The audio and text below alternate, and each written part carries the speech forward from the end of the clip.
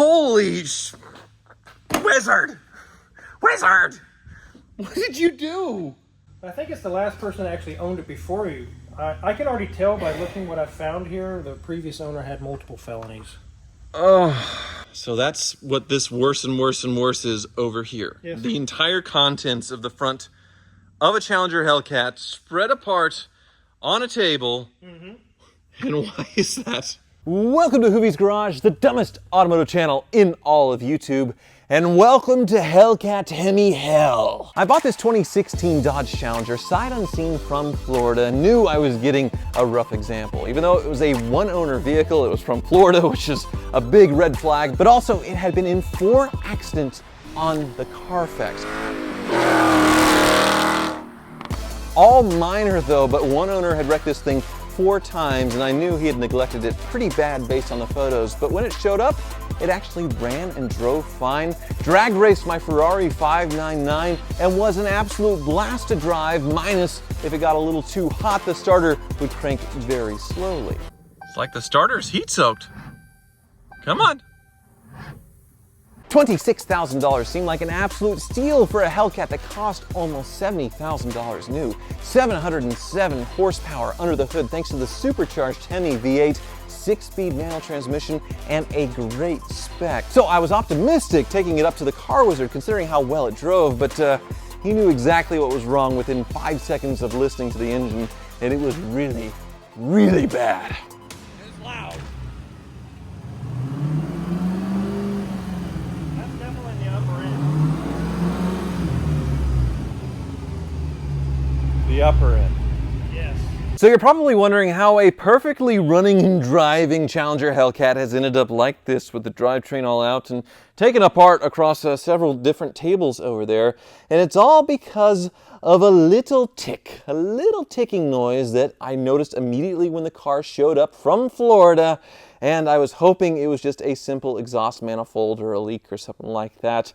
But no, it is way, way worse, and it is the famous Hemi tick, and the reason why these engines have a terrible reputation. So today, I'm going to show you what causes the Hemi tick and why this Challenger is probably the most beat Hellcat in existence to still be working and going down the road. It is a miracle, and we were probably just a few hundred miles from total disaster. But before we get into things, I would like to thank Worksport for sponsoring today's video and sending me one of their fantastic tonneau covers for my 2014 Ford F-150 Raptor. These covers are sourced from materials right here in the US, and they are much tougher and lighter than traditional covers. I had mine delivered right to my door, and the installation was a breeze, taking only about 20 minutes from start to finish, and the end product, as you can see, looks fantastic. Worksport covers are tougher and lighter than traditional covers, and they come with all the features truck owners would expect, and they deliver American engineered and manufactured products at a competitive price. With my AL3 Pro hard tonneau cover, I get a sleek, low-profile design that protects my gear without losing style points. Unlike some other flimsy roll-up covers that offer almost no security and are difficult to manage, Worksport covers are made with extra strong aluminum panels that are dent-resistant and ceramic-coated for superior scratch and UV resistance. The cable-operated quick-release latch makes cargo access effortless, and the latches, they're only on one side, so you don't have to walk back and forth to get each panel off. The triple fin seal with UV and weather tested rubber components provides optimal protection as well. Paired with a locking truck bed, you can keep your components out of sight and secure. All covers come with a 3-year warranty, and Hoovie's Garage fans can get a deep discount. Use the code HOOVIES to get your Worksport tonneau cover for as low as $699.99 and save a total of $240. That deep discount is valid only for a limited time, so don't miss your chance to buy now. Your final end of summer or fall adventure is calling. Don't wait and save on all Worksport tonneau covers for a limited time. Thanks again to Worksport for sponsoring this video. Make sure to use the code HOOVIES at checkout to get an additional discount on any cover at any time. Holy wizard! Wizard! What did you do? I think it's the last person that actually owned it before you.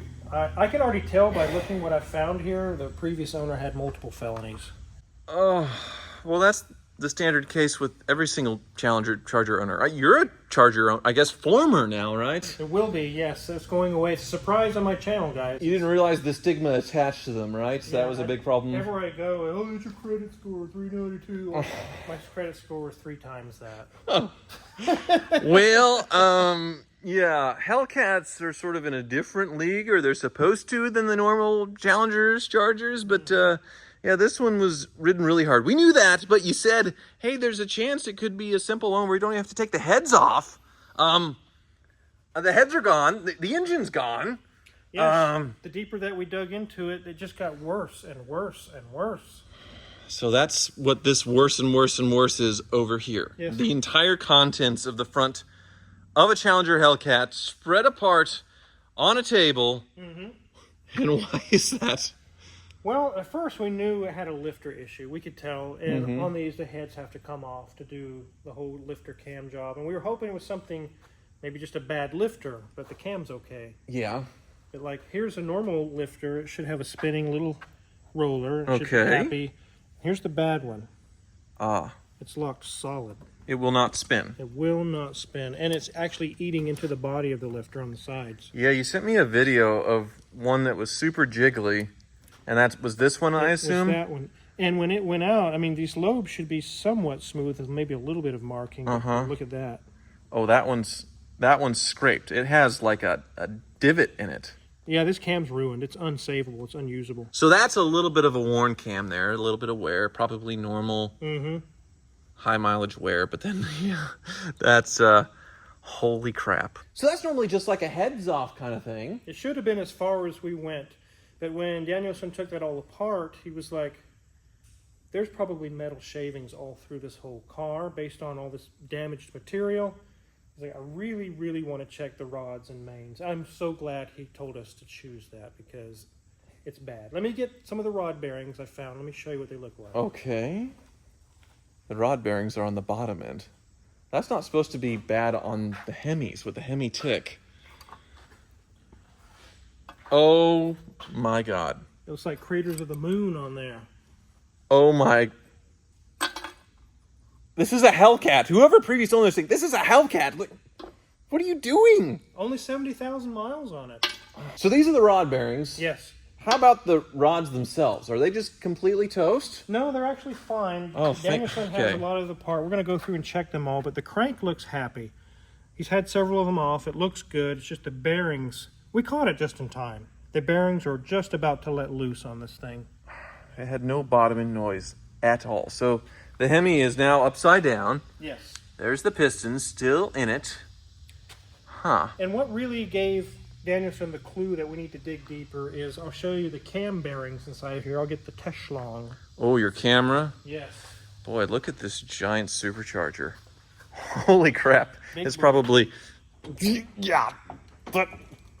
Oh, the Techlong is very long too. It's going in, but that is a beefy supercharger. That's really impressive. Okay, you're deep inside of my Hemi. There's the cam bearings, and there's just, see all the galling? It looks as bad as those bearings you pulled out. Yeah, and Danielson inspected that, and he said, I bet all of the bearings are that bad. Huh. And he was right. That's deep Yes. inside. So how do you fix that? That's going to have to go to a machine shop that I use, Martin Machine in Wichita. Well, he has actually a long tool that'll go through and put all the new bearings in. Oh. We definitely would not want to put a brand new camshaft into those messed up bearings. That would be bad. So your original estimate was $3 to $4 grand. 10. This is going to be 10 to do your door panels, everything. This whole job that you've got going on is probably going to cost you 10 grand. A nice example of a Hellcat is like 40. And this one has 4 accidents. Yes. It is the dumbest automotive YouTube channel. Wonderful. So, yeah, on the table, if there's all of my gaskets that will need to be replaced. Pulley's looking okay. My clutch looking, it's replaced, but it's, ooh. It's probably still usable, but they've beat on it pretty hard. This is a McLeod clutch. It's a twin disc. Right. So it's aftermarket. It feels really good. It doesn't slip at all. So, No. Well, how much is a clutch, first of all? That could be $1,500 to $2 grand just for that. Okay, yeah, we'll put that clutch back in. So Okay. we have heads. Uh-huh. And nothing really wrong here other than the lifters and the cam, I suppose, right? Yeah, the heads seem to be fine. We checked them for straightness. They seem to be happy. So. Okay. And all of my ignition, all of the bolts here, the orange valve covers to make it a Hemi. And, oh, yeah, my starter. So, is this my engine computer here? Yes, we move it out of the way. Okay. So my starter was acting up too. We actually found that the starter's bad. It was pulling so many amps, it was actually melting some of the plastic that was here. Huh. Well, I was feeling pretty good a week ago when this thing showed up and ran and drove, but it was on death's door. It's another one of the Maserati, the Fiat 500e, and this Stellantis Fiat Chrysler product, all just completely effed. But wait, there's more. You've got your brakes, your tires, all that stuff too. Huh. Okay. Well, holy God, or I guess it's a demon on there, this is... A Hellcat. Holy Hellcat!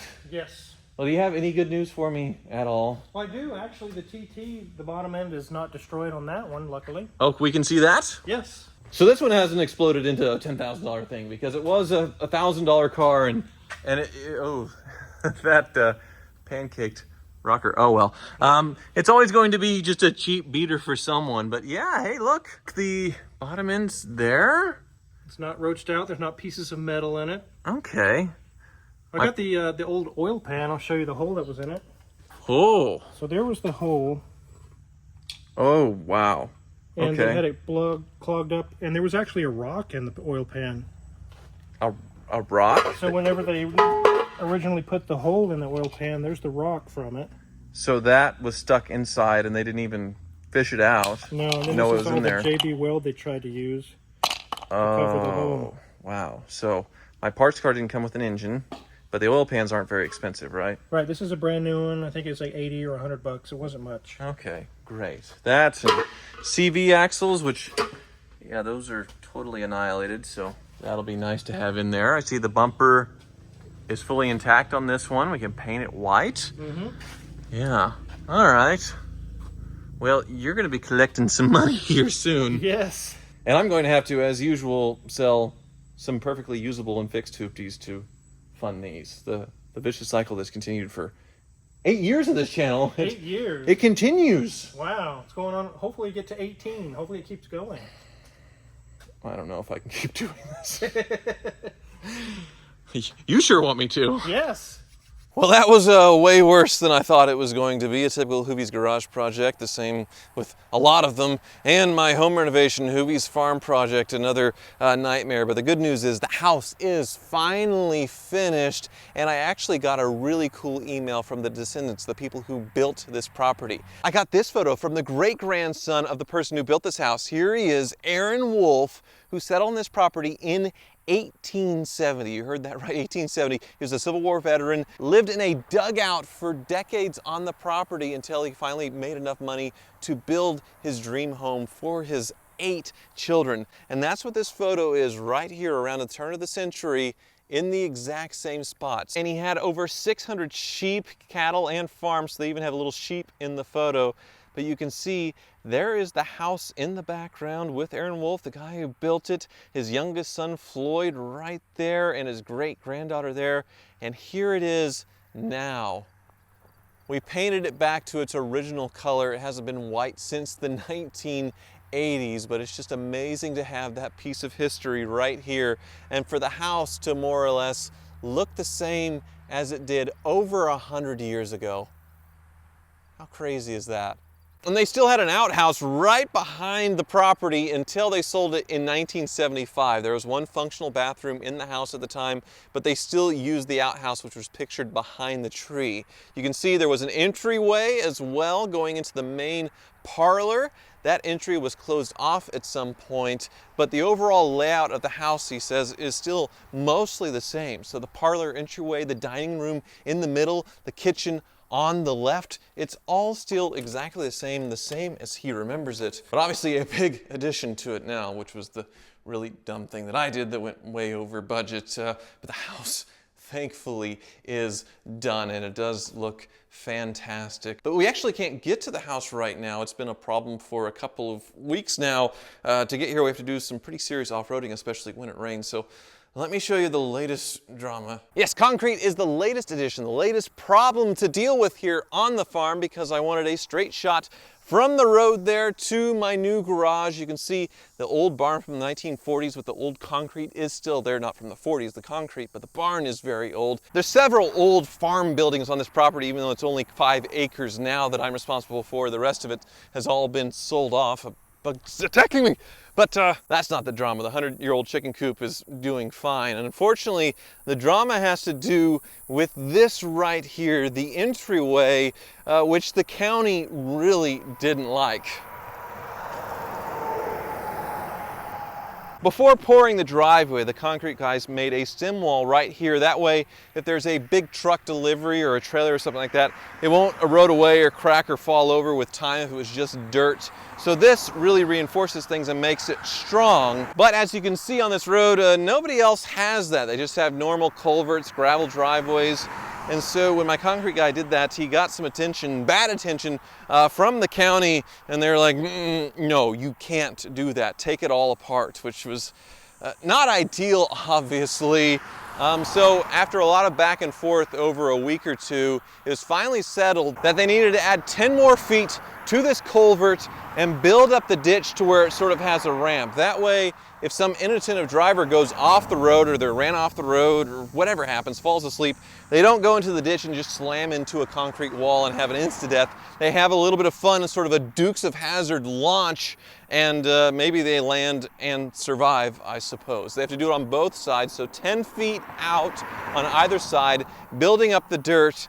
And then this was another thing that was a bit of a back and forth, and they're saying I have to put asphalt right here, so this last little 2 or 3 feet can't be done until the asphalt guy comes out, which the concrete guy doesn't do asphalt, so he's at the mercy of the asphalt guy. So even if my car barn was finished, I wouldn't be able to move in because none of my cars would clear this big gap right here, and to pull in I actually have to go off-road,